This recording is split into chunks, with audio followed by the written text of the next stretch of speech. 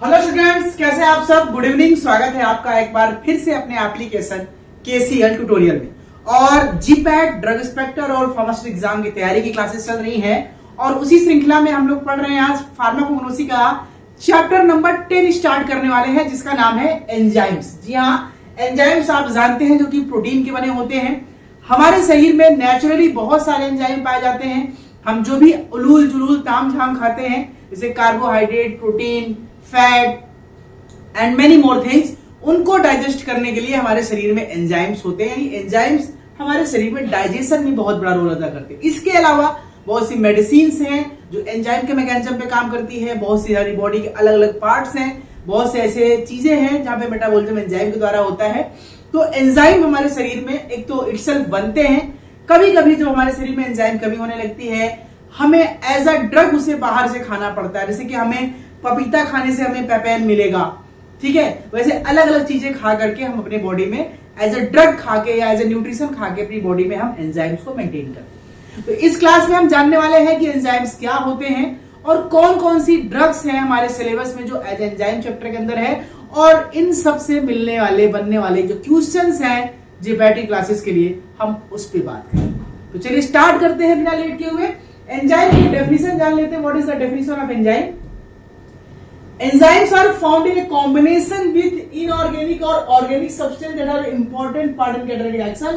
If these non-protein organic compounds they are known as coenzyme. यानी कुल मिला के सीधी भाषा में एक बात कही जा रही है।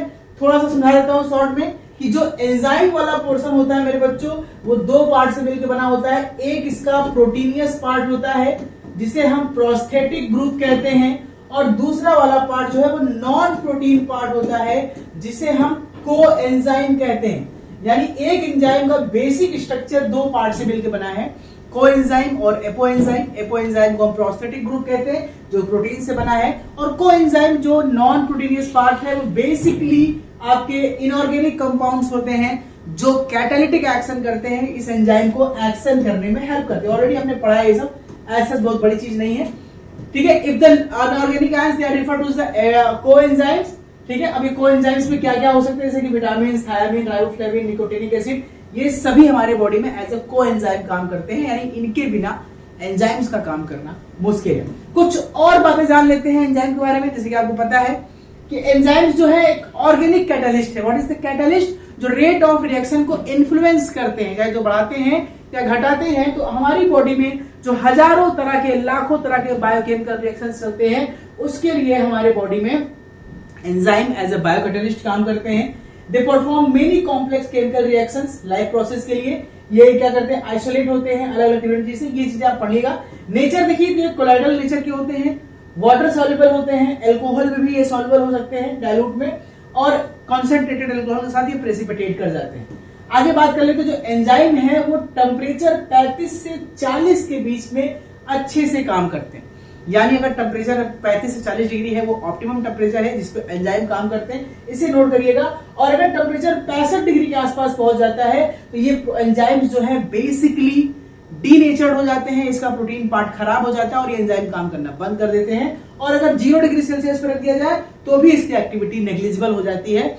यानी 35 to 40 degree Celsius it's the optimum condition जिसपे हमारी बॉडी में एंजाइम काम करता है। अब आपको पता है कि टेम्परेचर बॉडी कितना होता है? 37, 35, 34, 40 के बीच में आता है। यानी हमारे शरीर के लिए परफेक्ट कंडीशन 37 डिग्री सेल्सियस में एंजाइम काम करते हैं।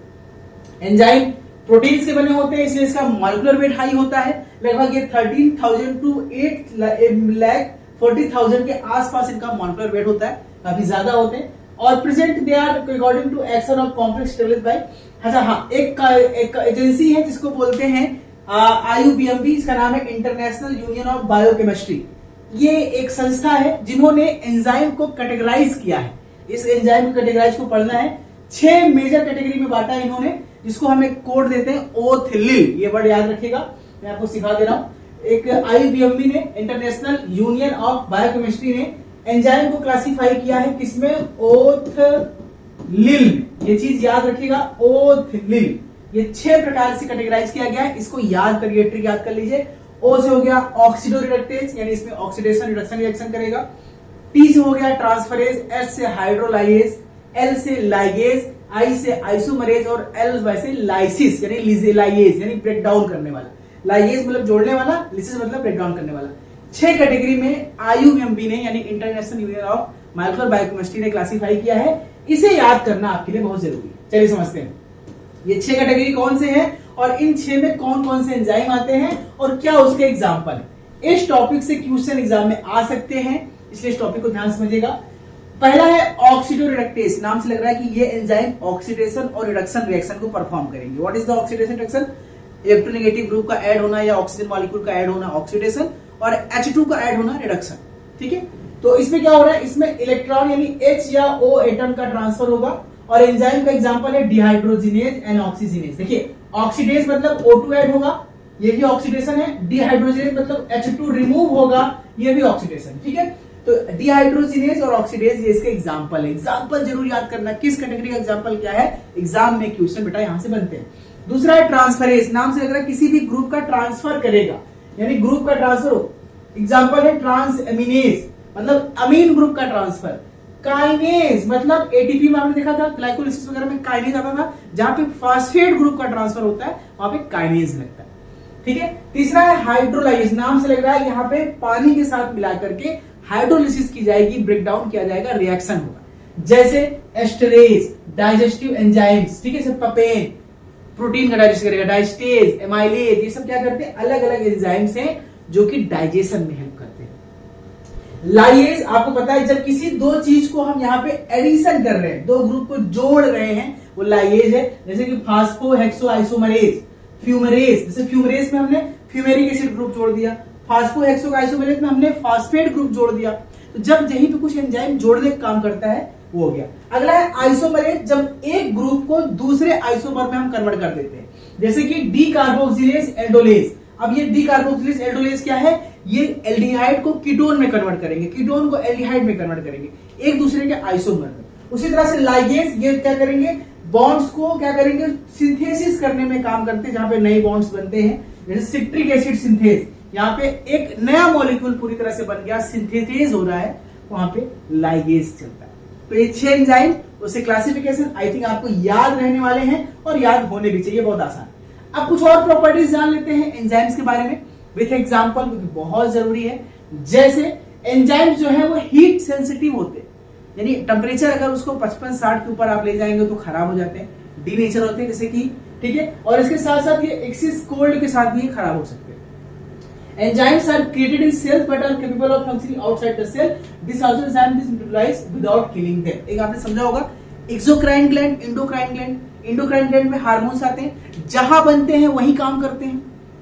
एक्सोक्राइन ग्लैंड में एंजाइम्स आते हैं, जहां पे बनते हैं वहां से दूर जाके काम करते हैं। जैसे बेटियां जिस घर में पैदा होती हैं लेकिन उनका जीवन किसी दूसरे घर में बीतता है, ठीक है। तो उसी तरह से एंजाइम एक्सोक्राइन है, यानी कि जहां पे बनते हैं उस सेल में परफॉर्म ना करके दूसरी जगह पे जाकर के वो डक्ट के द्वारा पहुंचते हैं, रिलीज होते हैं और वहां पे एक्शन करते हैं। एंजाइम्स पीएच के सेंसिटिव होते हैं, अगर जिस पीएच पे इनको काम करना है उस पीएच से रेंज ऊपर नीचे कर दिया जाए तो ये एंजाइम काम करना बंद कर दें। एग्जांपल जो पेप्सिन है, जो हमारे पेट में क्या करता है, हमारे स्टमक पे जाकर के प्रोटीन को डाइजेस्ट करता है, उसका जो पीएच है वो 2 है, क्योंकि हमारे पेट में पीएच HCl होता है। और जो सलाइवरी एमाइलेज है ये हमारे लार में काम करता है, इंटेस्टाइन में काम करता है, यहाँ पे पीएच बेसिक होता है, ये 7 पीएच पे काम करता है। अगर पीएच डिस्टर्ब हो जाएगा, आप बाहर बर्गर पिज्जा अंड बंड कोल्ड ड्रिंक पे अपने पेट का पीएच खराब कर लेंगे तो ये पेप्सिन एंजाइम काम नहीं करेगा, फिर आपको खाना पचेगा नहीं, आपको उल्टियां शुरू हो जाएंगी, नोजिया शुरू हो जाएगा, दिक्कतें शुरू हो जाएंगी, ठीक है।